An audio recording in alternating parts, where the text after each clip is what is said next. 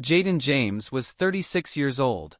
She lived in a stunning, minimalist estate in Calabasas, California, a fortress of glass and steel perched on a hill, offering sweeping, cinematic views of the valley below. It was a home that spoke not of gaudy excess, but of curated taste and formidable success. Her annual income was a complex ecosystem of its own, a confluence of residuals from her legendary filmography, profits from her production company, savvy investments in tech startups, and lucrative brand endorsements that stretched surprisingly into the mainstream.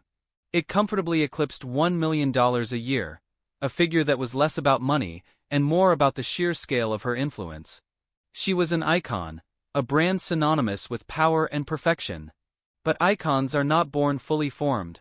They are sculpted, often from the most unyielding and unexpected stone.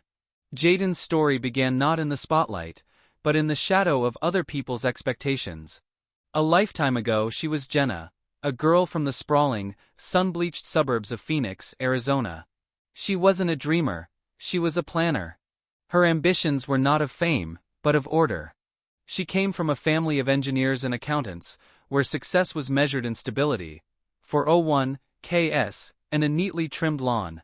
Jenna was an athlete, a dedicated, powerful presence on her high school volleyball team. Her body wasn't for adornment, it was a tool, a machine of muscle and discipline designed for a specific purpose: to win. She was recruited by a reputable state university on a partial scholarship, where she majored in business administration. Her path was a straight, predictable line: degree, corporate job, marriage, 2.5 children, a life built on a foundation of sensible choices.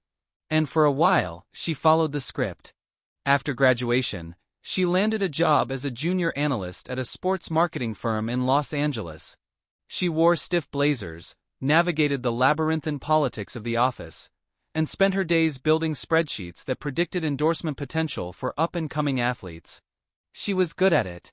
Her analytical mind thrived on the data, but her soul was slowly suffocating. The office was a cage of beige walls and muted ambitions. Her colleagues talked of promotions and stock options, while she felt a restless, nameless energy coursing through her. The same energy that once powered her through a championship match, now with nowhere to go. It was at a corporate mixer, a painfully awkward event held at a generic hotel bar, that the first crack appeared. A handsome, slick-talking client, emboldened by one too many gin and tonics, sidled up to her. He wasn't interested in her analysis of the regional market trends. His eyes, glazed and predatory, scanned her body, the body she had always viewed as functional. "You know," he slurred, leaning in too close, "with a body like that, you shouldn't be wasting your time with spreadsheets. You could be a model. An actress. Hell, you could be in the movies." He winked, a grotesque, knowing gesture. Jenna felt a hot flush of humiliation, followed by a spike of pure, undiluted anger. But later, alone in her sterile apartment, the anger cooled, and the words echoed. "You could be in the movies." He had meant it as a leer, but she turned it over in her mind like a data point. Why not? The question was absurd, heretical to everything she had been taught. But it stuck. She started her research with the same methodical rigor she applied to her marketing reports. This wasn't a flight of fancy. It was a market analysis of herself. The mainstream modeling world, she quickly determined, was a non-starter. She was too athletic, too voluptuous, not waifish enough. But her research algorithms, inevitably, led her down a different digital rabbit hole. She discovered the adult film industry. Specifically, she discovered the high-end, professionally produced wing of it. She looked at the women there. They weren't passive objects, they were formidable. They had presence. They owned the frame. And crucially, she saw that her own body, the powerful shoulders, the athletic legs, the commanding stature that made her feel like an outsider in a boardroom, was not a liability here. It was the premium product. The financial data was the most compelling argument. A top performer could earn in a day what she made in a month at the firm. The risk-to-reward ratio, from a purely analytical standpoint, was staggering. This wasn't about a desperate need for money. She was comfortable. This was about ROI, return on investment of her very self. It was the most audacious business plan she had ever conceived. She gave herself 3 months. She trained with a new ferocity, not for sport, but for sculpture. She studied not scripts, but performances. She observed the technical aspects, the lighting, the camera angles, the editing. She was preparing for a market entry. She chose her brand name with care, Jayden Jaymes. It sounded strong, alliterative, unforgettable. It was a name that could hold its own. Her first foray was not a film, but a professional photoshoot with a known industry photographer. She paid for it herself, treating it as a startup cost. Walking into the studio, she felt the same pregame nerves she knew from volleyball. This was her court now. The photographer, a woman named Sophia, was struck by her demeanor. "Most girls are trying to be sexy," Sophia remarked, adjusting a light. "You look like you're about to negotiate a merger." "That's the idea," Jayden replied, her gaze steady. The photos were a sensation in their niche circles before she'd even shot a frame of video. They exuded a confidence that was neither invitation nor challenge, but a simple statement of fact. Producers took notice. The offer for her first scene came from a reputable studio. The pay was $5,000. It was more than 2 months' salary for a day's work. The day of the shoot, she approached it like a military operation. She was punctual, prepared, and professional. The set was a shock, not because of the nudity or the sexuality, but because of its mundanity. It was a job. The director gave blocking, the camera operator checked his focus, the sound guy yawned. Her co-star, a seasoned professional, was polite and distant. When the director called action, Jenna, the analyst, receded. Jayden Jaymes took the stage. It was a performance, a series of physical actions to be executed with precision. She focused on the technical aspects. Hit the mark, find the light, convey the required emotion. It was exhausting, alienating, and strangely empowering. She was using her body, her mind, her will, to command a situation entirely. When she walked off the set, the envelope of cash in her bag felt different than a paycheck. It felt like a dividend. She had taken a massive, calculated risk, and it had paid off. She didn't feel shame. She felt the quiet thrill of a successful product launch. She had analyzed the market, positioned her product, and closed the deal. The girl from Phoenix, the one destined for a corner office and a gold watch, was gone. In her place was Jayden Jaymes, a startup of one, and she was just getting started. The corporate world had given her a set of skills, and she was about to use them to conquer a kingdom they never knew existed. The initial phase of Jayden James's career was a masterclass in vertical integration. She didn't just perform, she absorbed the entire business. While other performers were content with their fees, Jayden was in the production truck, asking the editor about software. She was talking to the director of photography about lens choices. She befriended the website developers who handled the studio's content delivery. She was, in essence, conducting corporate espionage on her own career, learning every single job so she could one day eliminate the middlemen. Her rise within the industry was meteoric, but it was no accident. It was a hostile takeover.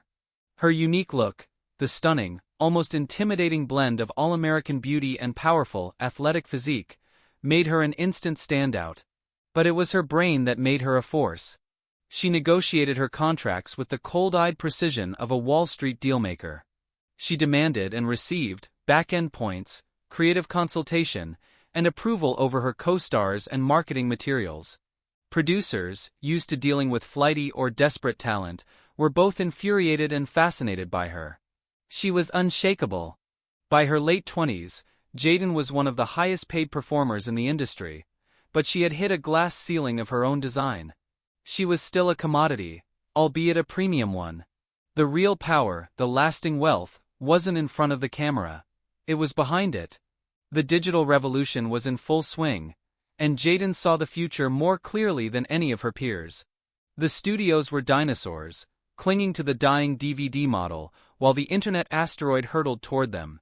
She liquidated a significant portion of her savings, a move her accountant father would have called insane. She hired the best web developers and designers she had met on sets and launched JJ Premiere, her own subscription website. It wasn't just a content portal, it was a lifestyle brand. It featured high-quality exclusive films, behind-the-scenes footage of her intense workouts, blog posts about business and finance, and a members-only forum she personally moderated. She was selling not just fantasy, but access to the empire of Jayden Jaymes. It was a monumental success, making her more money in its first year than a decade of studio work. She was no longer just an employee. She was the CEO, the shareholder, and the product. This move from star to mogul did not make her popular with the old guard. She was disrupting their business model, poaching their top talent for her own productions, and setting a new, financially savvy standard that other performers were starting to demand. The backlash was inevitable. A coalition of powerful, old-school producers launched a smear campaign. They couldn't attack her professionalism or her work ethic, so they attacked her character. They planted stories, anonymously of course, labeling her as cold, calculating, a fembit who had sucked the soul out of the industry. They claimed she was difficult, that she treated sex like a business transaction. They hoped to isolate her, to make her a pariah. The attack reached its peak when a notorious tabloid published a hit piece titled, "The Ice Queen of Porn." It dredged up her past, revealing her real name and her corporate background. It painted a picture of a ruthless, unfeeling woman who saw her colleagues not as people, but as assets and liabilities. The article quoted anonymous sources from her early days who described her as ambitious and detached. The intention was to humiliate her, to show the world that the powerful Jayden Jaymes was just a frigid, heartless businesswoman playing dress-up. The industry held its breath, waiting for her to respond. Would she crumble? Would she fire back with lawsuits? Jayden did something far more devastating. She went silent for a week. Then, she released a statement not to a tabloid, but on the front page of her wildly popular website. It was titled, "A Message from the CEO." It was not an emotional plea. It was a manifesto. "They call me the Ice Queen," it began. "They say I'm cold, calculating, that I treat my career like a business. Guilty as charged. For too long, this industry has been built on a foundation of exploitation. The warm, soulful people they praise are often the ones left broken and penniless when the cameras stop rolling. The system was designed for the producers to win, and the performers to lose. I simply decided to change the game. I calculate my worth so that no one can undervalue me. I am coldly rational in my business dealings so that I cannot be manipulated by empty promises. I built my own company so that I, and the talented people I work with, can reap the rewards of our own labor. They call me a fembit because I have the audacity to use my mind as well as my body. They are threatened because I am not a victim. I am a competitor. And I am winning. This is not just about me. This is about every woman in this industry who is told to be sexy, but not smart, to be passionate but not powerful. I am not the Ice Queen. I am the architect. And I'm just getting started. The response was seismic. The article was shared across the globe, picked up by mainstream business and tech blogs. She was hailed as a pioneer, a feminist icon for the digital age. The smear campaign had not only backfired, it had provided her with a global platform. Her subscriber count tripled. Overnight, she became the symbol of a new movement, the professionalization and empowerment of sex work. In the years that followed, Jayden Jaymes became untouchable. She expanded her empire, launching a successful talent management wing to protect other performers, investing in ethical production companies, and becoming a silent partner in several tech ventures. She had successfully bridged the gap between her two worlds, appearing on podcasts about entrepreneurship and investment, her past in the industry now a part of her powerful, unapologetic brand. Now at 36, looking out from the pristine silence of her Calabasas home, Jayden Jaymes had achieved a level of success that her younger self, Jenna the analyst, could never have conceived. She had taken the disciplined, analytical mind her family had given her, and had applied it to the most unlikely of ventures. She hadn't just entered a market, she had reconfigured it in her own image. The story of Jayden Jaymes is not one of a fall from grace, but a calculated ascent to power. She was the master strategist who turned her own body and mind into a multi-million-dollar empire, proving that the most dangerous thing in any industry is not desire or ambition, but a woman with a plan who is utterly, coldly, brilliantly unafraid to execute it.